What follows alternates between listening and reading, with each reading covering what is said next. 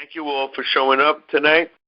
We're going to be continuing the idea on the issue of fascism, what it is, the relationship between what happened January 6th in Washington and our party's analysis that that's part of a growth of a fascist movement, that it was not a riot of individuals, but that it was planned. And that's the party analysis that we're presenting now. If anybody could give another analysis, that would be great. But that's the way we're seeing it. So we have three sections for tonight, the first being on Huey Long, the second being on the America First Committee, and the third being on the Bitcoin donation that was made prior to the January 6th coup that funded far-right groups. So, brief point I want to make. This comes from a bourgeois historical journal. So when it says Long's scheme has certain advantages over the communist program, that is because it's not coming from any sort of socialist perspective. Comrade is going to be doing the reading tonight, so you can begin with Section 1, Comrade. Go ahead. Section 1 is an excerpt from Huey Long and the Communists from the Journal of Louisiana Architecture and Association by Edward F. Haas. On February 23, 1934, Senator Huey Pierce Long of Louisiana unveiled a Share Our Wealth, a plan that he believed would make him President of the United States. Long's scheme called for the confiscation of all personal fortunes that exceeded $5 million and an income tax on annual earnings above $1 million. The government would use this revenue to provide each American household, quote, enough for a home, an automobile, a radio, and the ordinary conveniences. The plan also included an annual income of $2,000 for each family, a monthly pension of $30 later changed to an adequate pension for the elderly, and a guaranteed college education for capable youngsters. Long additionally sought bonuses for veterans, a shorter working year with a 30-hour week. The harshest foes of Long's proposal, however, were not conservatives, but those who revered the revolutionary philosophy of Karl Marx and the, quote, Oriental fanatic Lenin, if that was not of the besmirched Trotsky, American communist. The leading critics were Cinder Garland and Alexander Biddleman, veteran American communists. Communist opposition to Share Our Wealth was understandable. The communists believed that the Great Depression had undermined American faith in capitalism and gained new backers for their cause. In the New York gubernatorial race of 1934, for example, communist ballots numbered more than 41,000. Earlier, the count had only been 25,000. Long's strength, however, so increasing. In January 1935, the Share Our Wealth Society boastfully claimed 7,500,000 members. The communists feared the Kingfishers program, a radical step beyond Franklin D. Roosevelt's New Deal, would divert support away from their party. Long had indeed asserted as much. In Huey Long's opinion, it was either Share Our Wealth in America or, quote, communism. Long's scheme had certain advantages over the capitalist program. Although both plans promised a better life, Share Our Wealth would avoid violent revolution and preserve private property, including the holdings of, quote, Wall Street magnates, end quote. The Kingfish remarked that it would be one of the unfortunate effects of my programs. I'd cut their nails and file their teeth and let them live. Despite these whimsical misgivings, Long insisted that his plan was the only stopgap to communism. On March 8, 1935, he advised the implementation of his program, quote, within the next 5 years or communism will be upon us. Let's pause right there and stop for questions. I'm going to give a little introduction on why this is being done, this reading. Huey Long was the first American populist in the modern time in this country. He was considered one of the first, what we would call, precursors to a fascist leader in this country. And that's why this is being read now, to show that the reason we had this movement going on was to stop people from going to communism, which in the 1930s, after the Depression, during the Depression period, the economy, they were doing that. Huey Long is considered in Louisiana the first in many, many years of a populist message, very similar to Trump. Huey Long sold himself as someone who came from the working class. He was not working class, but he sold his message that he was from the working class and that he was there for the average person. That's why he talked about giving them money every year. There is an Asian American candidate running for New York City mayor who has the same message, Andrew Yang. So it's an old message. Trump supporters said that he was representing them when they attacked the Capitol, his people. They said he is their president, that he represents their interests. I just want to show you the similarity. Thank you. How could the Share the Wealth program tax or confiscate wealth above a certain amount but still leave the Wall Street bankers and all their wealth, which is a lot, still intact? The program that Huey Long is describing here, it doesn't ultimately touch the relations of production, because capital is a social relation as well as being money and wealth. So it would be taxing their wealth, but it would not be removing their control over the means of production. I think it's also important to mention at the same time that Huey Long was here that there is also Smedley Butler and the business plot, and that it's important to recognize that this populism that Huey Long and Smedley Butler gained notoriety from are some of the tools that American fascists use. There's been a lot of talk about how Trump is the incompetent fascist, and that after the right becomes organized in the coming years, that the competent fascists will show up.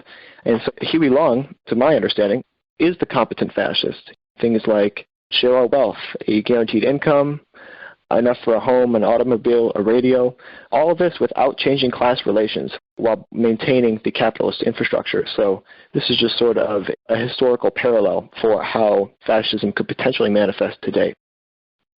I just wanted to express my surprise, being someone who was born and lived for most of my younger years in Mississippi. I heard a lot about Huey Long as a good politician and as a good person. I'm surprised as I'm reading this to learn that this is how he operated and learn that he is, quote, the competent fascist. It was kind of a change in perspective for me from considering I was from somewhere very close to him.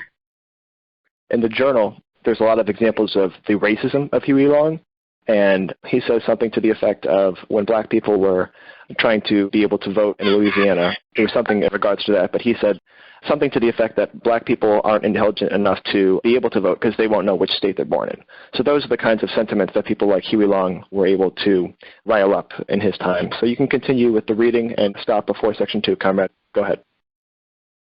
Cinder Garland claimed that Long's sweet words about sharing the wealth concealed a ruthless anti-labor program.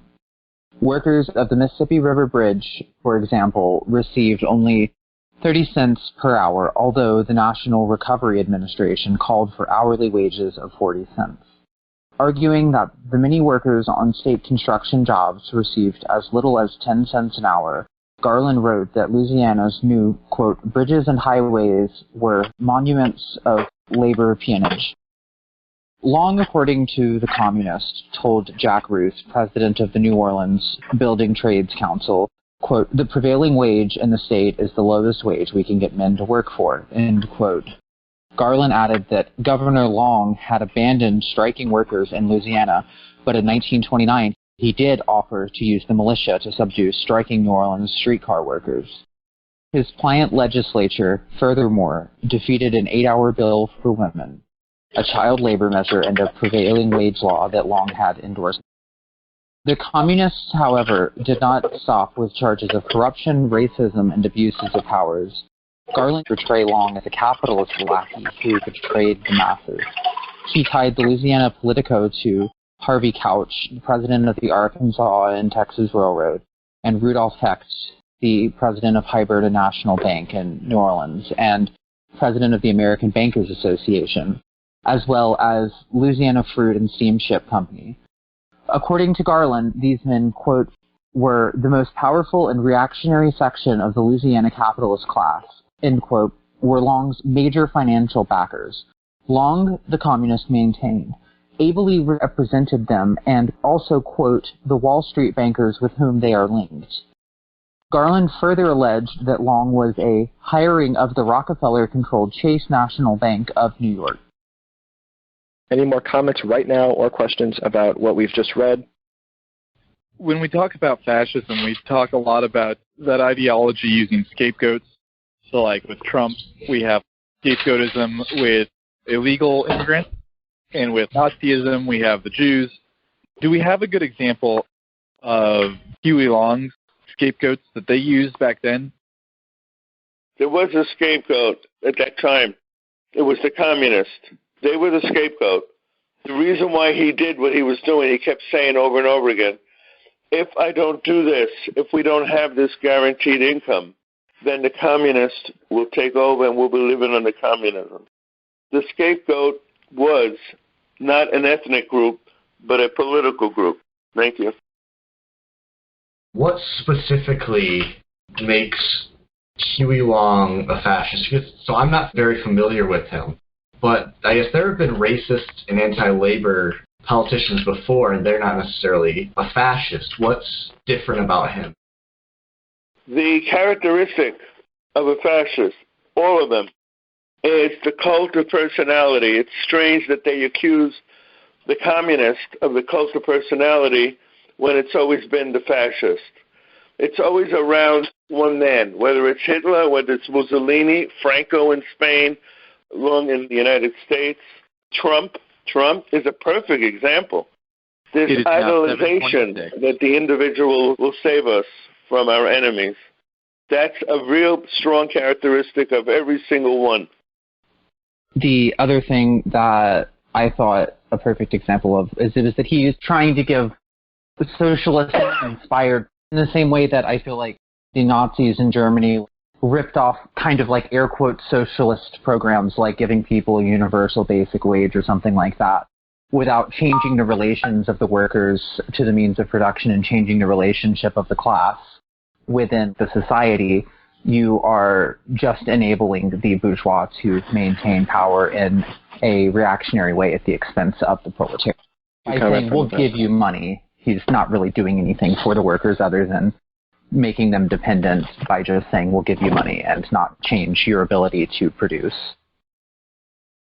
I wanted to make an analogy with other countries that have had usually neo-fascist movements.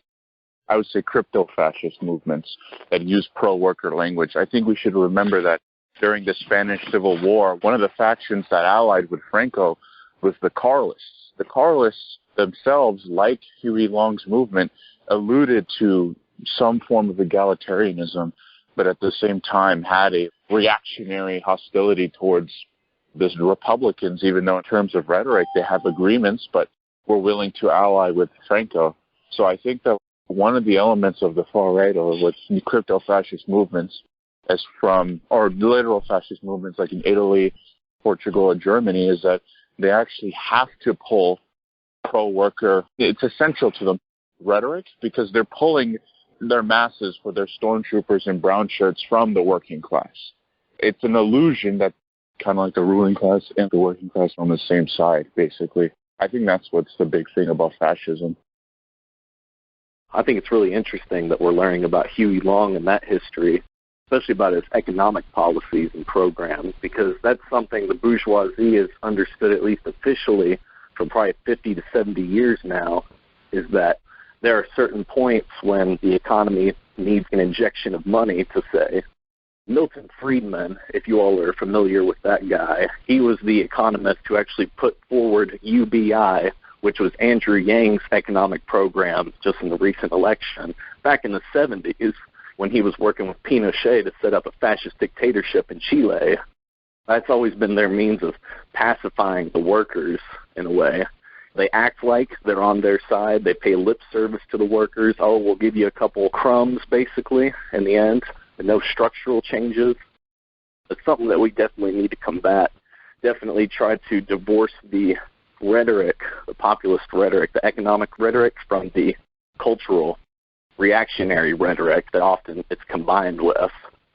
Because there is a long history in this country going back to the beginning of the Industrial Revolution of a sort of progressive populism.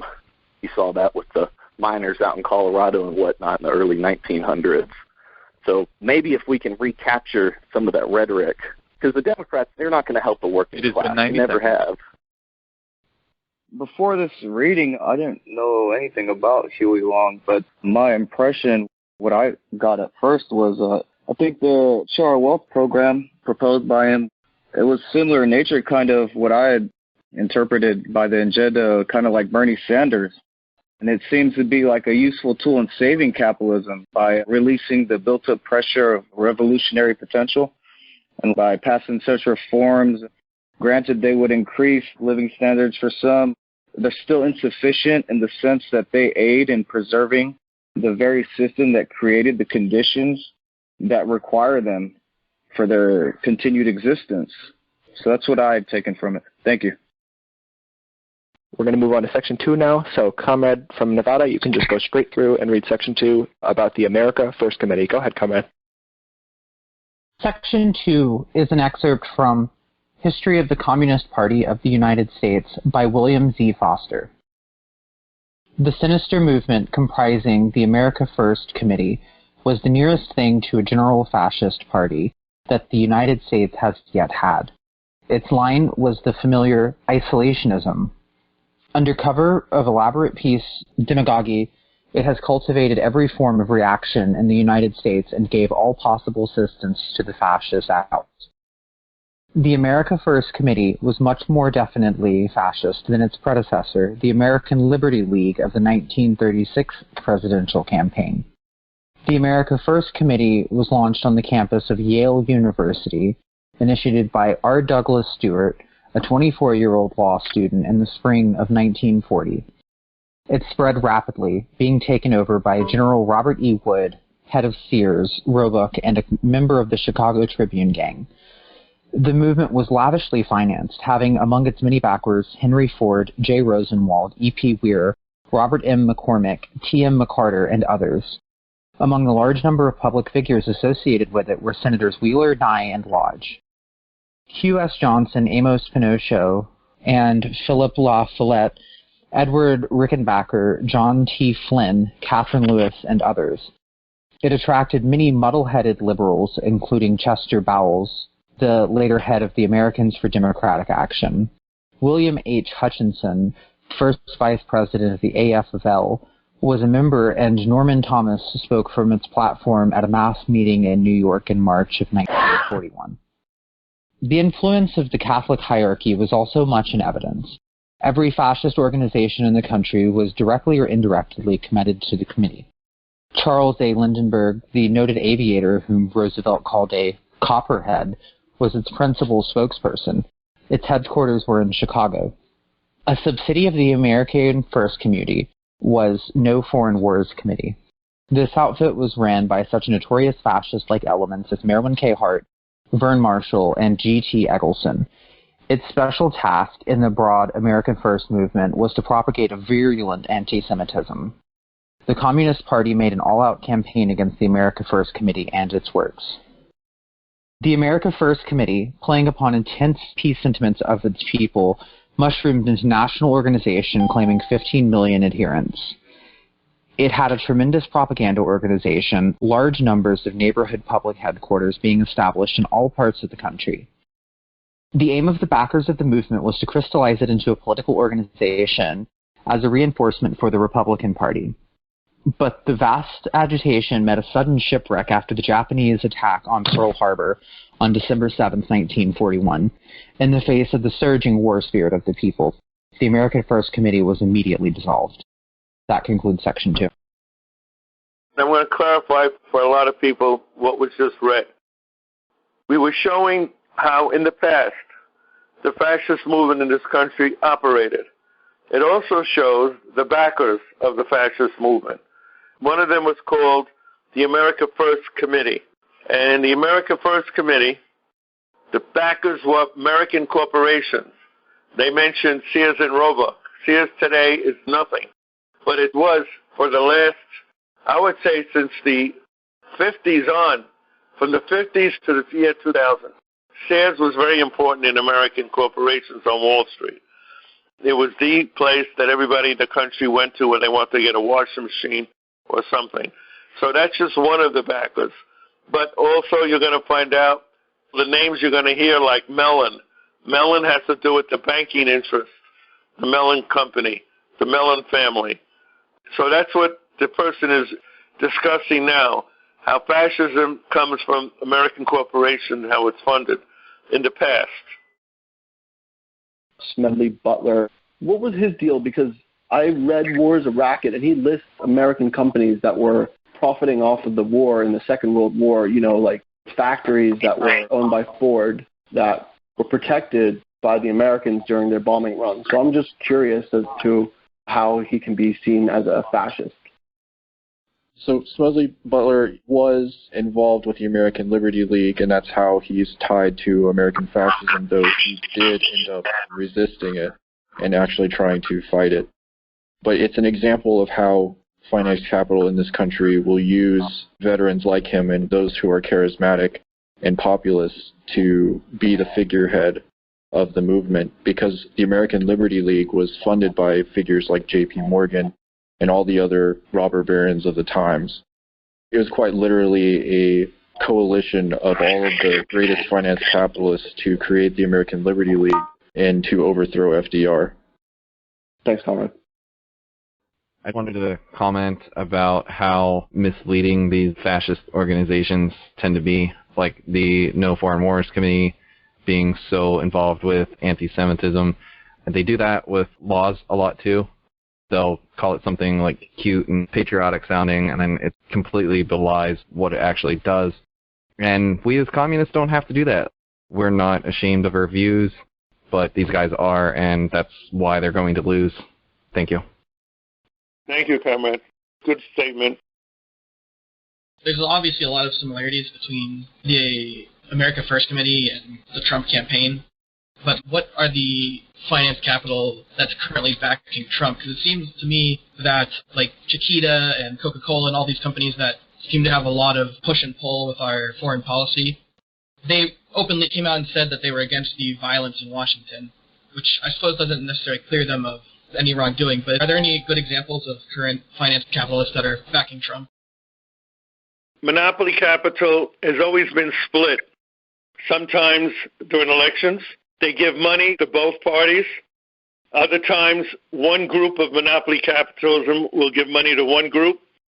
Another group would give it to another group. For example, the Koch brothers, multi-billionaires, gave always money to the Republican Party. And there were other groups, other multi-millionaires, who gave them to the Democratic Party. And they're fighting each other, but whoever wins, one of the group of monopoly capital wins, and the working class never wins. They always lose. So the answer to this, as far as the current thing in January, a piece from Browder that talks about the finance capitalists of the 40s, specifically during the 1944 election. Browder writes that the monopoly capitalists had financed Hitler's rise to power, and these exact same forces were working to elect Thomas Dewey as president in 1944. Dr. Virgil Jordan, president of the National Industrial Conference Board, known now simply as the Conference Board, was one of the main proponents of the time for the total takeover of monopoly capital in the United States and a global system of finance capital. He believed his man to do the job was Thomas Dewey. But what does this have to do with 2021? Many of the largest corporations associated today with the Conference Board, like Shell Oil, CVS, and AT&T, have been giving support and funding to Trump. 76 years later, not much has changed. The goals of the Conference Board, despite its name changes, seems ominously the same as in the days of Virgil Jordan and Thomas Dewey. We also know that many other wealthy elites of the nation, such as Timothy Mellon, CEO of Pan Am, the grandson of former Treasury Secretary Andrew Mellon, donated $10 million to Trump, and he was not the only person to donate this much. In similar fashion to the Conference Board, a political PAC known as the America First PAC, raised over $6 million for the president's re-election campaign. Betsy DeVos raised a considerable amount of money for the campaign as well, and should be noted that Hewlett-Packard is part of the conference board as well. As for the attempted coup on January 6th, one of the main groups behind the funding of the protest that sparked the whole event, the Save America protest, is America First Policies. This group, known for being funded by dark money and run by Trump's former administrator of the Small Business Administration, Linda McMahon, America First Policies is as well funded by CVS, Southern Company, and Dow Chemical. Southern Company, it should be added, is yet another corporation that is a member of the conference board. Another group involved was the Tea Party Patriots, which is funded largely in part by billionaire Dick Uihlein, CEO of the private industrial wholesale group Uihlein. Other far-right activists, such as conspiracy theorist Alex Jones, sent 80 buses of people to Washington, D.C., as well as the founder of Turning Point USA, Charlie Kirk, who put up the hotels for the people who would be involved in the coup, and also gave a large amount of donations to fund the Save America protests. We can see what sort of people, those who represent monopoly capital, had a vested interest in this attempted coup. This idea of America First, and also their claim to being opposed to everything foreign in the country, the Chinese who built the railroads, things like that. The America First Committee, before it, was a group called the Know Nothing Party. Everybody should know this. That was the name of it, believe it or not. And they had the same principles to put this country first, opposition to any immigrants coming from any part of the world. That's part of this nativism that is predominant in the right, in the areas of the right. The other point I had to make is that Charles Lindbergh, people should know who he was. Charles Lindbergh was the first person, white male, to go around the globe in an airplane, a small little plane. What's important about him is he gave his full support to the guy with the mustache in Germany, Hitler, and he used his position as the first man who went around the world to propagate Hitler and push for Hitler, had a meeting with Hitler in Berlin, was photographed getting a medal from Hitler. So these people have to be looked at as serious. We got to get away from this idea that the capitalists are all the same. Some are worse than others. Hitler was a worse capitalist than the Weimar Republic. That's all. Thank you. First of all, I am not very aware of that historical phenomenon in American history. The America First Committee, is there any relationship of that committee to the overall philosophy of American exceptionalism? No connection. No connection. And the second component of the same question is that, is Donald Trump influenced by that committee or the philosophy of that committee? This committee actually dissolved 3 days after the Pearl Harbor strike in 1941. So it's been extinct for over 50 years now. But it is correct. It is definitely following the America First Committee. That's their slogan of the Trump people. Yes, you're right, comrade. Thank you, comrade. In American history, there's always this sort of American First idea present. There's always been a movement for it at different points in American history. During the 60s, it was the HUIC, the House of Un-American Activities. In the 70s, it was the Klan starting to make a bit of a comeback in these neo-Nazi skinhead groups. In the 80s, it was Ronald Reagan. In the 90s, it was furthered by Clinton. In the 2000s, it was by Bush. And it's just been rather prevalent in American politics since then. But recently, we have the Trump, for lack of a better word, cultists, who are considering a break with the Republican Party to establish a new Patriot Party along the lines of American ultranationalism and this sort of deification of Trump. At least in the way I understand it, like, Donald Trump isn't so much a deviation from the norm of American politics as he is kind of a continuation of a reactionary streak that has existed since the inception of our country. Even the founding fathers, even if we hold them in revere, the main split between the American colonies and the British Empire was the inability to cross over the Appalachians and take more land from the indigenous peoples. Not necessarily a tea tax or what we were taught throughout high schools, like that was one of the primary conflicts. So this ultra reactionary sentiment is something that I think has always existed in American politics, and also the Nazis were inspired by our concepts like manifest destiny. And Lebensraum was an attempt to bring the American manifest destiny and right to occupy an entire continent to Europe. I find it kind of interesting. I'm starting to notice a pattern whenever I see the term liberty used, generally associated with extremely reactionary and or fascist movements. My question is, it's talking about some liberals here becoming the head of the Americans for Democratic Action. What was that organization? And then my second question is, it says the influence of the caste hierarchy was also much in evidence. What do they mean by that? I know a lot about A.D.A. I was a member of A.D.A. Let me tell you what A.D.A. is.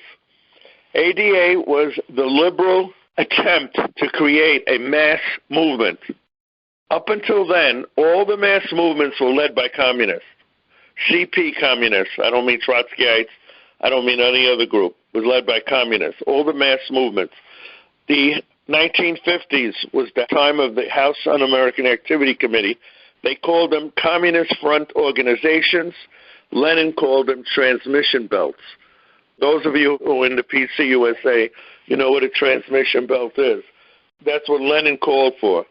The A.D.A., remember now, the time it happened when the liberals were split in 1947.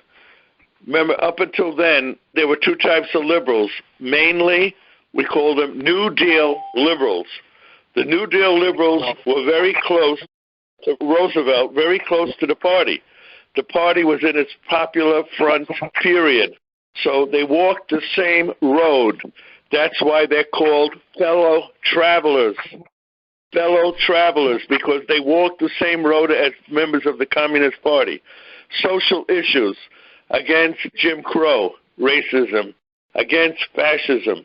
That's what A.D.A. comes out of. 1947, there was a big split. Hubert Humphrey set up an idea that liberals have to now look at communists as the enemies. So the American Civil Liberties Union threw out Elizabeth Gurley Flynn, who was a member of the Central Committee of the Communist Party, and she had been on the ACLU board. They threw her out. It was the beginnings of separating liberals who were anti-communist from the communists. It was an attempt to destroy, and it succeeded. They attacked the CIO, Congress of Industrial Organizations, and drove out all the communists that built that organization. So they did this through the ACLU, through the CIO, and went as far as to set up their own organization called Americans for Democratic Action. So I had joined it when I was 13 or 14, thinking it was a Communist Front organization, but it wasn't. That's all. I hope I gave clarification. I was really interested in what Angelo said, so I kind of got lost in what I was going to say. What were we covering again real quick so I can read America First Committee? Oh, yeah. Wouldn't one argue that that was more of a mass movement by fascists? Exactly. That's what it was. You're correct. Yeah. You're correct, Thomas. Anti-war rhetoric to pull over working class, predominantly white working class Americans. But I do remember that the CP was the third or fourth largest party in America then. And there was a mass organization that they had. I forgot the name, but it was very popular. They had also mass organizations for different groups, like the African Blood Brotherhood. It's kind of like an old organization from the 20s. It's where Harry Haywood came from. And I think that those organizations are something we can model after. Like the Green Party, for example, would be a great party for, let's say, a Marxist-Leninist to take part in a large popular front. Because I know there was this Catholic fascist priest, Charles Coughlin, and him and another party would have made up a large electoral bloc, but they had different opinions. But I think that's what America kind of needs right now. I think a popular front with green parties and like ML parties would be like the best thing for America. Not at a nationwide level, but like at a state level. When these people said that they were anti-war, that's because they were in favor of the Nazis. Am I misunderstanding that? That's because they wanted Hitler to continue to carry out his policy. You're correct, comrade. You're correct entirely. The comments that are made tonight are very astute. Yes, they were supporting the Nazis, and the government was not supporting the Nazis, so they were anti-war. Yeah. I appreciate that answer. Comrade, you can go ahead and go right into Section 3. Go ahead, Comrade.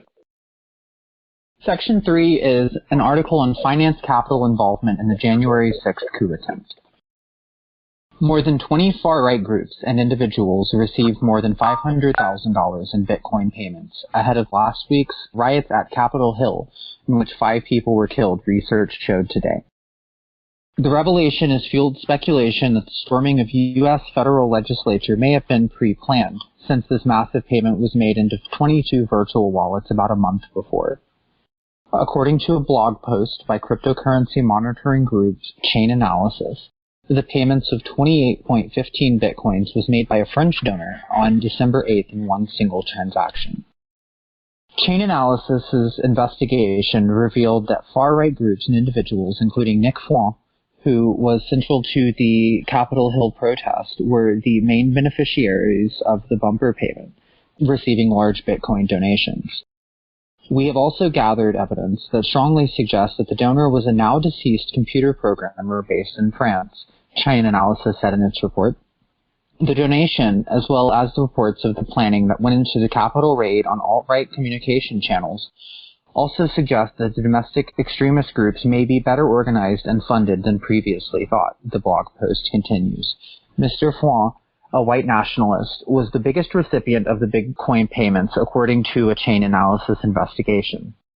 Nick received 13.5 Bitcoin, worth approximately $250,000 at the time of the transfer, making him by far the largest beneficiary of the donation. However, several others received significant funds as well, including anti-immigration organizer VDAR, alt-right streamer Ethan Ralph, and several addresses whose owners were as of yet unidentified, it said.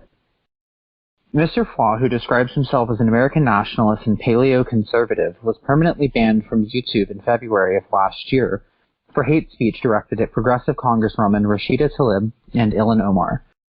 He was seen posing with a megaphone on the steps at Capitol Hill as supporters of President Donald Trump gathered in response to claims that last November's presidential election was, quote, stolen.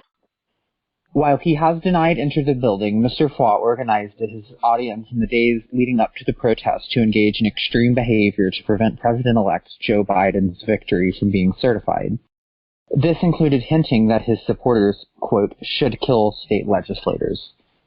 In a broadcast streamed on DL Live on January 4th and seen by Morningstar, he said, quote, "What can you do and I do to a state legislature besides kill him?"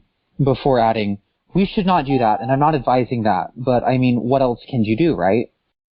Police and state officials allowed protesters easy access to the floor of Congress and other rooms in the building, where property was damaged and 5 people died, 4 supporters of Mr. Trump and 1 police officer.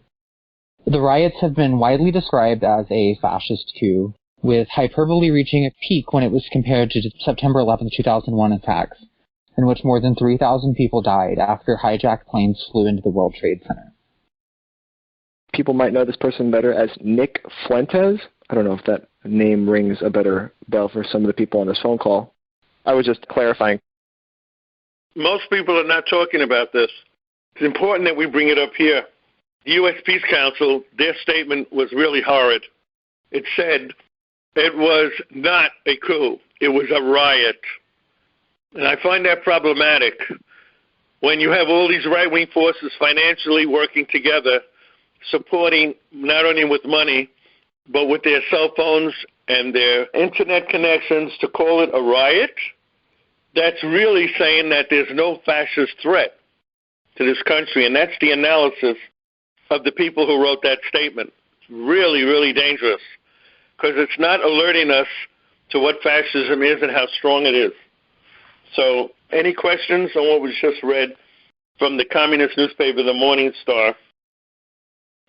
So this was definitely a coup, and we're seeing more and more about how well-funded and organized these fascists were. And they got in, but it really failed rather miserably. They didn't get much done that they wanted to do. And I thought that they're as stupid as they are funded and brash and brazen about what they're doing. Is it safe to say that they are a bunch of very, very bad coup attempters with a lot of powerful people backing them? The threat is there in the organization, but it seems to me that they're, fortunately for everyone, very, very bad at actually pulling things off that they have a lot of support for. Anybody want to answer that? Well, my opinion of it is that there seems to be a lot of money that's just floating around that a lot of people have accumulated through no real means of their own, just by gaming the system, essentially. And what my opinion is that these people don't really know what to do with it. They're just spending it, and they're spending it on getting like cheap thrills, like storming the Capitol building. I don't think Trump really expected that to happen. I don't know what he would have done if it had succeeded. Well, he probably would have taken the bull by the, so to speak. But I think there's just a lot of irresponsible people. I think it was much more than that. It could easily have been a first attempt, and I think that's what it was. A first attempt. They didn't plan it out right, as you were saying. But the people that were behind them knew what they were doing. Trump knew what he was doing. His words were deliberately chosen. Every word that comes out of his mouth is deliberately chosen. The first thing he said after it was happening is that these are good people. I love you, he tells them on the TV. I love you. You're my people. He knew what he was doing. He knew what words he was using. He was hoping that it could happen. It didn't happen. That's my analysis of that. That because it failed doesn't mean that they were not ready for a second time to come around with guns. Most of them did not have guns ready to use. It was a surprise to them that they got in that far. And that's all I could say to that. It seems that these fascists are very well organized and have a lot of financing behind them. I am not aware of what kind of financial instruments we have at our hands to wield. We're not ready for this. Lenin said we cannot win every battle. We have to win the war. And there were many battles in the war. We have to choose the ones we're going to fight in and choose the ones we're going to not fight in. Otherwise, if we fight in the wrong battle and we lose, that'll help us get to a point where we will lose the war. And it's the war, which is to us the revolution, that we really want to win. We're a new party. People have to understand that. I don't know if people realize that. The Party of Communists USA is the only party that's educating their rank and file into what is going on. To use the term by Marx, look at the world as it is, not as we want the world to be. And many people on the left, you all know that, look at the world as they want it to be, not the way it is. So we have to continue to bid our time. That's all I can say to that. Anybody else want to answer that? I agree with everything that Comrade Angelo says, but I also think that the comrade who asked the question is looking at it in slightly a different way than what we should be, because they asked, how do we combat this financially? Do we have those financial terms? And that's not what we do as communists. We have manpower to combat this. We don't have financial power. We obviously aren't getting this from corporations. They have corporations, and you see what they bought. They bought a mob. And we fight this not with a mob, but with well-trained comrades that are disciplined and can withstand the trials that this, as Angelo says, is war. So we will come at this with trained comrades, and the capitalists will come at us with a mob. And that's what their money buys. And that's how we need to see it. Thank you. My understanding from Section 3, what appears to be the case is that these fascist movements are funded heavily by finance capital. And they appeal to the disenfranchised members of the proletariat who lack class consciousness. And they attempt to do this through reformist methods without necessarily changing the relations or the modes of production. So I wanted to ask how do we, as class-conscious members of the communist movement, how do we necessarily reach out to other members of the proletariat and inform them of the wider movement? How do we engage in reinforcing class solidarity as individuals in our own day-to-day lives? I would say that we must keep in mind that, especially in this digital age, we think of ourselves as actors in that digital space, but reaching out to the proletariat, we have to go and meet them physically. Like, where are our workplaces? Where are our local communities? How can we literally talk to people and reach out to them? And I think that's where our cadre of comrades can really excel. And I feel that we have to go and find people in real space, whereas many other political parties and movements are trying to operate in the digital space. I think that's absolutely something that we need to do. And I think not only do we need to meet them where they're at, but also how they're at, is go and talk to them, talk to the people around you, the workers, the proletariat that you're near, and see what are their issues. What are they angry about or frustrated about? What is going on in their lives? And you need to tackle those and understand and sympathize with what's happening with them. And you can then help, as a class-conscious member of society, you can help guide them and kind of nudge them into class consciousness. So like what I'm doing with my workplace is we have a lot of issues in our workplace, and I'm starting to organize and say, hey, you know what, why don't we come together and talk to our boss together? Why don't we do this together? And that's starting to open up some eyes, starting to show them how we can work together as a group to do that. Now, they're not fully aware and class conscious and everything, but they're starting. And that's what we need to do as communists. Thank you. I want to add to that. The working class in the 1930s, because of the CIO drive, Congress of Industrial Organizations, led by the communists, basically, the working class was organized into unions. Today, the percentage that are members of unions are the lowest it's ever been. I think it's something like 8%. Maybe I'm wrong. I remember when I got involved with the movement, when I was 13 years old, 1961, it was 13%. So from 1961 to now, look how much we dropped. Of course, that's 50 years, almost 50 years. We dropped an awful lot. So the point is, if we use the Internet as a way to talk to people using the understanding of class without even mentioning class, what do we have in common with the wealthy Americans? What do we have in common with them? Something like that. Through the Internet, we could build class consciousness and funnel them into an understanding that we have nothing in common with the wealthy millionaires and billionaires. Nothing. I think many people can relate to that. If we could get them first to that point where they see we have nothing in common with them. So what do we have in common with each other as people that are wage earners? What do we have in common? And if we could start talking about the similarities that we have more in common with each other as wage earners, we don't have to use the word working class. Use the word wage earners, because that's what wage earners are. Now remember, Lenin used the word proletariat because the proletariat meant factory workers. That's what the definition of proletariat is, by the way. People think it's synonymous with the working class, but it's not. In this society, the factory workers are very small, and that's what I would suggest. We use the Internet and do as Comrade was even mentioning.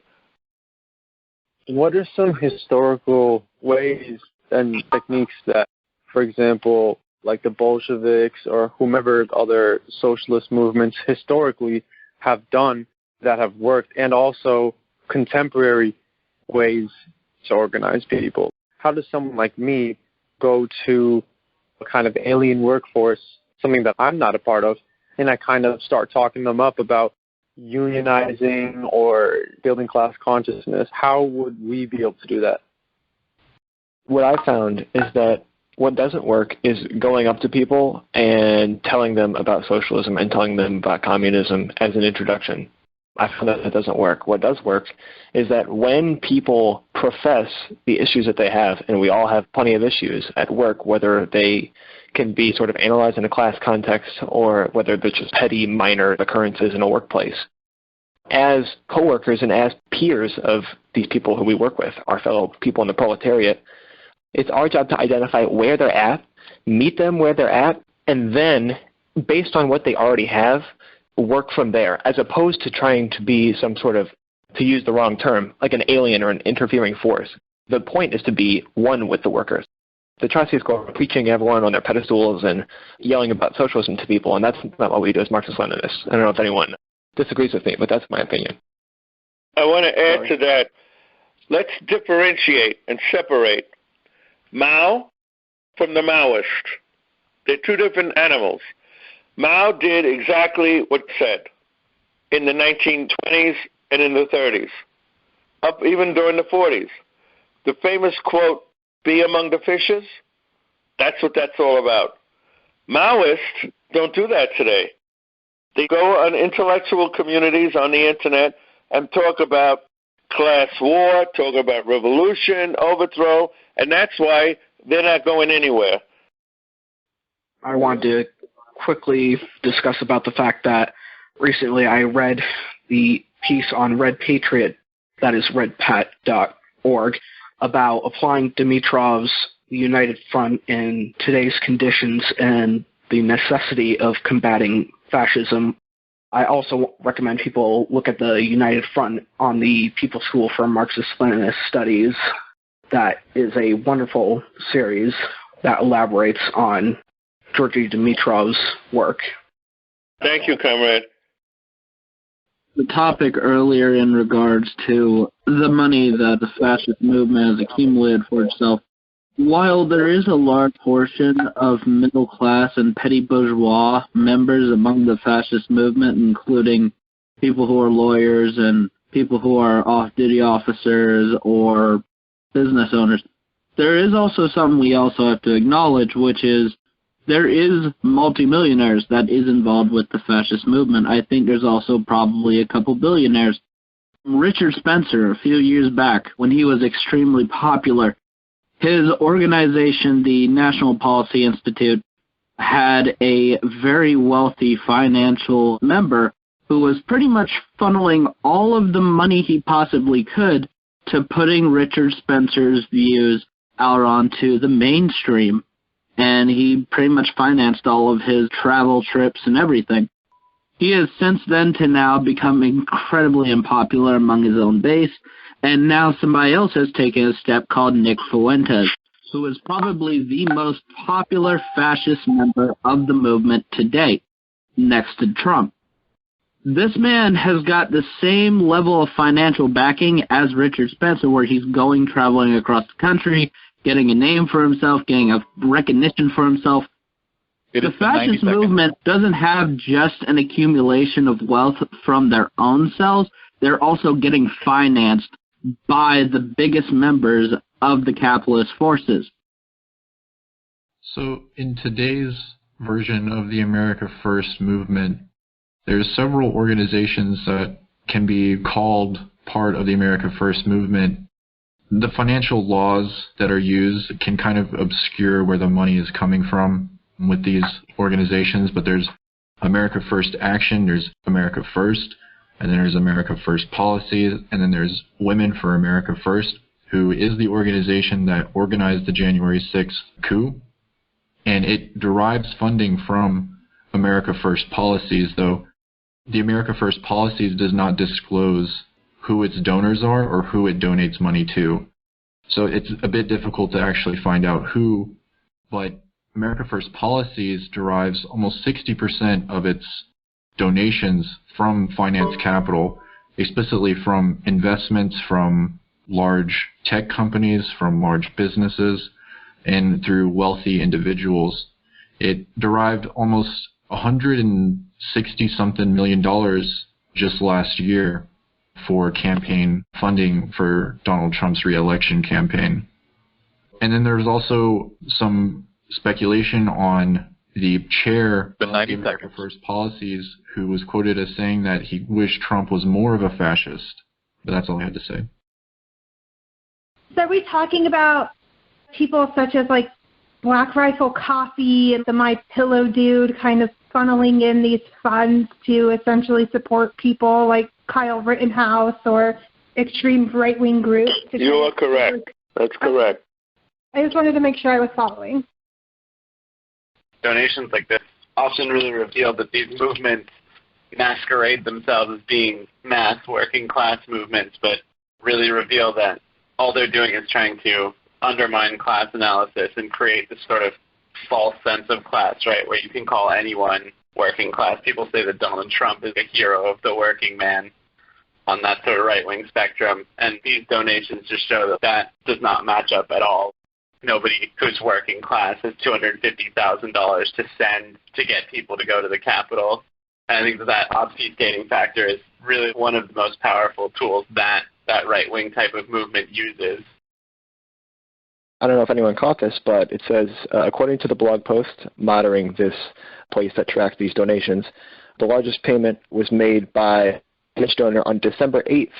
And for those not familiar with why December 8th is an important date, in the United States, December 8th is what is called the safe harbor deadline, and this is the date in which results from the Electoral College have to be understood as certified, which were all things such as recounts and audits. That's the date where they're supposed to be completed. So, again, there's no direct evidence that matches these two things, but I don't think it's just a coincidence that on December 8th, the largest payment was made, and that's the day that the Electoral College results were certified. There's a lot of stuff that we just reprinted. It came from the printer today. I wanted to share with everybody here. I think they would like to hear this. People should write this down. This is a pamphlet, a brochure. It was done in 1946. Very interesting. It's called Who Owns America by James S. Allen. That's one. The next one. This one is by Benjamin Davis. People should know he was the communist councilman in New York City Council. And this was written in 1963. It's called Must Negro Americans Wait Another 100 Years for Freedom? Against Tokenism and Gradualism. Very interesting. The next one is fascinating. It was done during the Spanish Civil War. It's called Trotskyism in the Service of Franco. Franco was the fascist who took over the country. Trotskyism in the Service of Franco. The author is George Soria, S-O-R-I-A.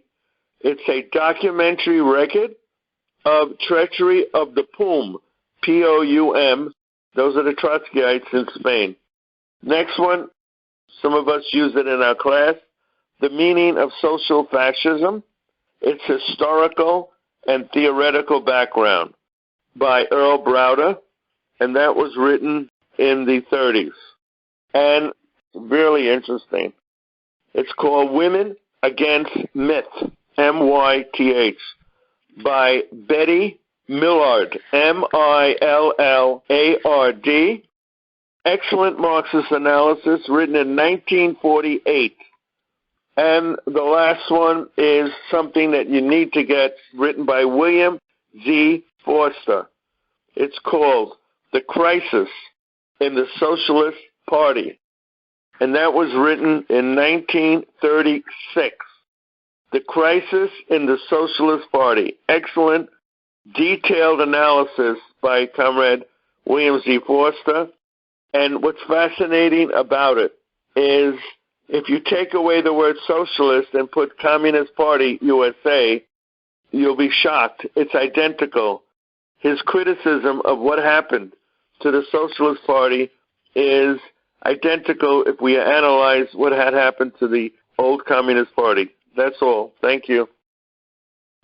This is my first session. It is comforting to hear these conversations being had. I find in my own setting, there's an entirely different wave of conversation that seems to understand this as anomalous, accidental, and Trump is incompetent. So to hear this being taken seriously is comforting to me. Thank you all. When we were talking about how capital, specifically financial institutions, tend to align themselves with fascist movements, I think it's also important to understand how the financial institutions, they'll switch sides once the fascist takes power. You can see this in Germany, how Hitler consolidated his power with the arms manufacturing companies and all that kind of stuff, and the Volkswagen and the car manufacturing companies. it also works both ways. Gerber is actually the company that still exists. It's the same company that manufactured Zyklon B, which was used in the Holocaust. They don't poo-poo fascism either way. It's been a fantastic class tonight. The readings were excellent, going from highlighting Huey Long, who has been rewritten in history textbooks as a more progressive, liberal, whatever they want to try to claim that he is, a more lefty version of FDR or something, to the important fact that fascists don't have the support of the masses as a whole. And we've seen that from the reaction to the events on January 6th. We haven't seen a mass movement in support behind it, but they have the support of those in higher places. They always have the support of the wealthy, who always have enough money to bet on whichever horse wants to win. So for now, they feel like our bourgeois democratic system would work, but they may decide that that will change later. And that's what we have to worry about and work against is, but why we have to defend bourgeois democracy at the moment is the rich were always willing to take it away from us. So we have to defend it and then to push for our ultimate goal. So thank you, everyone. I want to draw attention to the same fundamental conditions that gave rise to the America First Committee and the same sentiments, the National Chauvinist sentiments that gave impetus to its growth during the 40s, and the same sentiments that are behind the America First movement today, and especially the finance capital investments and funding behind these groups, which have figureheads that do not appear to be these type of finance capitalists, but when you look into their funding and to who are all involved in them, they are the finance capitalists, especially since for the America First Action, which is probably the parent organization that is funding most of these America First groups, about 60% of its funding, which you can find through public records, comes from finance capital, almost explicitly from finance investments, major businesses, large tech companies. So it's very clear the type of American fascism that we're facing here when the same characteristics apply to both. The takeaway I got was that with this Bitcoin thing, the elections for the two senators in Georgia showed that money can only do so much. And that would be, I think, a wrong focus to work on, and that was basically said among others. We need to concentrate on getting the means to get the word out, the focus on class awareness. People are mentioning feet on the ground. It's not just the workers. I think that's great. Angela had mentioned that campuses and campus bookstores used to be where we did most of our recruiting. I also agree, like people say, face-to-face, hand someone a paper. We're talking about newsletters. That is something that is totally neglected in our, in quotes, virtual reality. There's the other thing, the political sphere. There is means to do an outreach there. Each one of us are constituents. You have representatives. There's virtual town halls, there's letters, there's the internet. We need to put these people when they have a subject, why are they not doing this? We have so many subjects that we try to cover. We also have to create a network with our newspapers and our reporters. Great class. I would like to make another recommendation, and that is Michael Parenti's Black Shirts and Reds. It discusses very much the collaboration of the reactionary finance, capital, and fascism.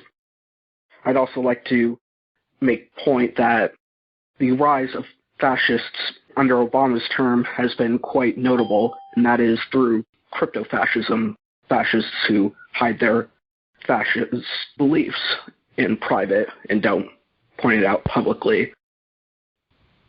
I guess I'm just learning because I feel like I have a very different definition of fascism and how it pertains to people. I feel like fascism comes from a position of power in government, and I'm not really sure I understand how that whole scope of political maneuvering, I guess I'm not quite there yet, so I want to thank comrades for being patient with me. I can kind of add on to that. We did some classes on the United Front a while ago, and it talks about exactly what your question is and the definition of fascism. And I think what you're alluding to, correct me if I'm wrong, is the idea that fascism is above a class character and that it comes from this obscure idealistic concept of power as opposed to emerging from a class relationship. And so it's been iterated in classes before that fascism, the economic relations of production for fascism go no further than the bounds of capitalism.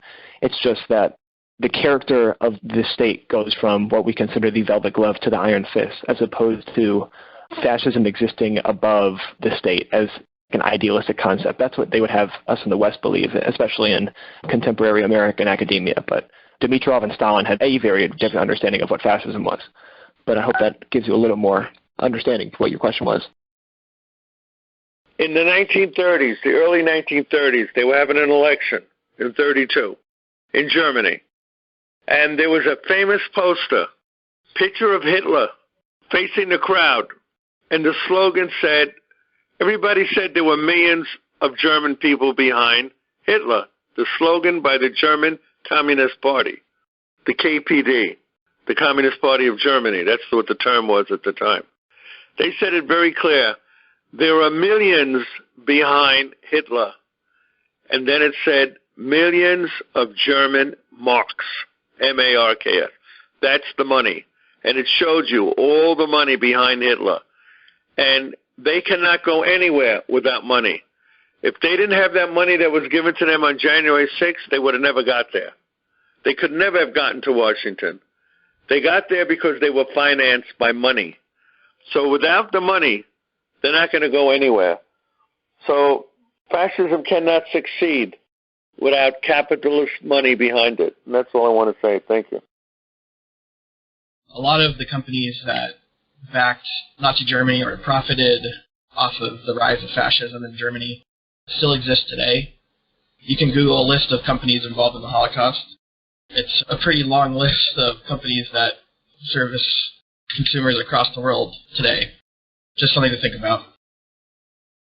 I think that there is this constant reminder that Biden is getting kind of idolized right now, especially by the left and by socialists, and there's a constant reminder there that you have to remind yourself that he's still getting paid by somebody. So I do like the fact that we're bringing up donations in Washington to specific groups. So we spoke a little bit earlier in the class about how a lot of American fascists had high regard for the Nazis. And I was wondering, since these imperialist powers are supposed to be essentially competing with each other, how do we explain the unity that often emerges between places like Mussolini's Italy, Hitler's Germany, and fascist movements in the United States? They're organized. They are organized.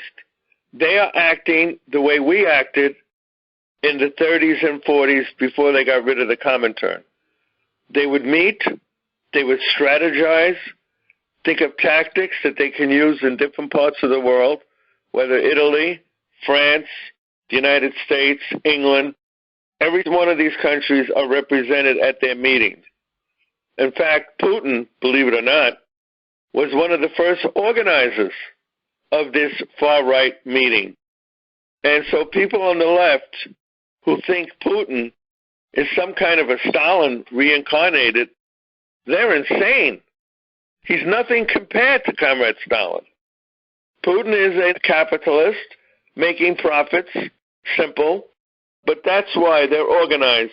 We need, on our side of the fence, we need to start unifying in action with other left groups that we can, also understanding groups that are not with us. I warn everyone now again, Antifa, beware of Antifa. They are not part of our movement. PSL, Workers' World, even DSA to an extent, are closer to us than Antifa. I just want to give that warning. But they're organized, all right? They have annual meetings, semi-annual meetings. We don't do that. Thank you. I hope I answered some of that question. What Angelo said, I think everything he said was true, and I'm glad that, as a fellow comrade, someone on the left can see that Antifa is in principle good, but in praxis more adventurous than practical for the left to defend itself and to defend vulnerable communities from fascism and from capitalism in general in its various forms, whether it's to the left of center neoliberalism or to the right with literal fascism. We have to build alliances with smaller Marxist-Leninist parties, but also with larger socialist movements. I think the Green Party would be great allies, the Sunrise Movement. We very much can use this for our potential right now, because a lot of people are now looking towards socialism more than ever. 40% of young adults have a positive opinion of socialism, at least according to Pew Research. And I say this is the most interesting thing. It made my heart warm a little bit when I read this. Both Pew Research and Revisionism report, which if anyone knows the historically conservative polling agency, they show that between 13 to 19% of Americans have an objectively positive or supportive opinion towards communism. So this is the time. And think about what 19% of the population looks like. That's tens of millions of people. So I think it's a good time right now to take this polarized time and to show that we as Marxist-Leninists, the true representatives of the left and of working class movement, we need to use it now to make bases. So among all our members, our understanding of socialism must be that articulated by Lenin, defined and limited by Lenin, and it should be the eventual dictatorship of the proletariat here in the United States and globally. So it must be quantified. I just want to ask about Huey Long. What's anyone's opinion about comrades kind of not necessarily seeing him in the same light that we talked about him tonight, but looking at him in admiration? What would you say to that? I think we have to be clear what we're about. Comrade made it clear when he gave his comment. We are a vanguard party. We follow Comrade Lenin. He successfully led, with others, a successful socialist revolution in Russia. That's what we are following. Anyone who's short of that will never attribute and succeed in building any kind of a successful socialist movement in this country. So how do we look at Huey Long? It should be obvious. We see him as a con artist, very clearly a con artist, a huckster, very similar, if not identical, to Trump, another con artist, who's only interested in building around himself a movement that would put him up as a god. That's the way, historically, we should see Huey Long. That's my interpretation as a Marxist-Leninist. Thank you. I just wanted to express appreciation for the clarification of Antifa, because I have some friends that are involved with it, and I had to separate myself from them because I just felt as though it's not helping build socialism at all. If anything, it's destructive and it's unattractive, and it's not what we stand for. It's not what it is.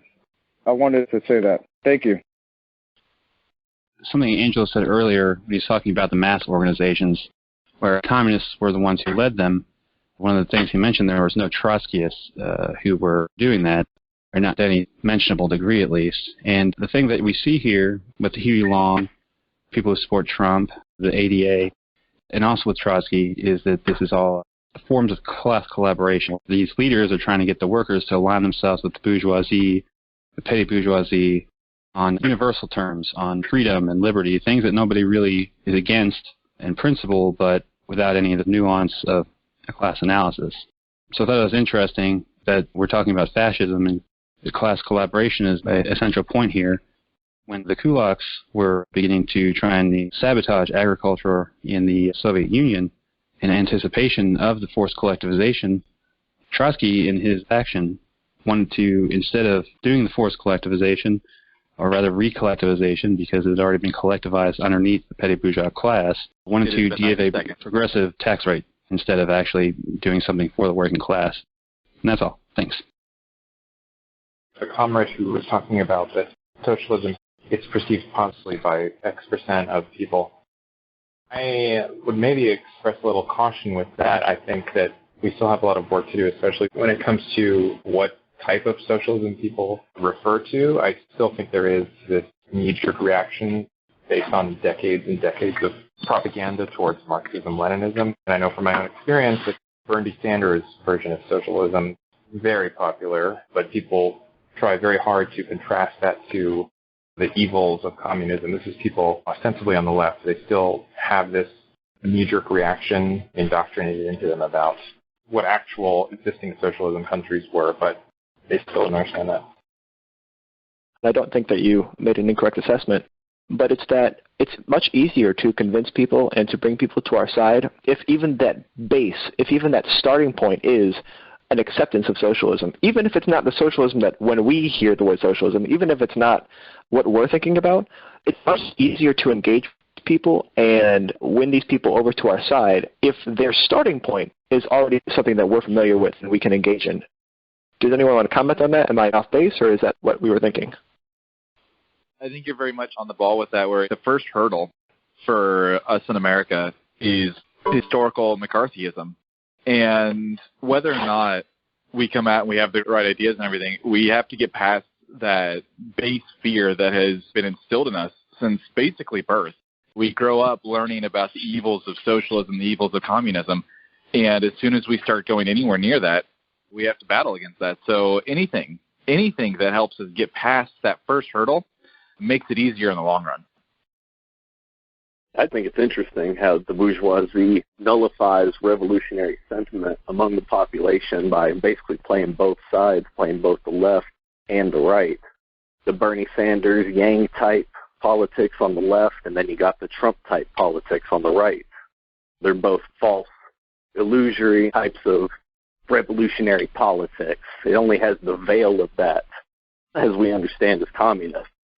I also wanted to mention that the people who are organizing this, especially on the right, people like Steve Bannon, who were recently pardoned by the president, who made all their money on Wall Street, and finance capital for the past 30 or 40 years is basically all tech-based. It's all financial transactions done by computers. So finance capital and IT are basically in bed with one another. And I don't think there's any other greater example than Cambridge Analytica, that whole scandal that happened a couple of years ago, all funded by finance capital, all meant to manipulate the population, get them to vote for Trump and whatnot. But I just wanted to add that. During the class, it immediately brought to mind, there's a Woody Guthrie song about Lindbergh, and it literally talks about Lindbergh, America first, and he literally says in the song, they say America first, but they mean America next.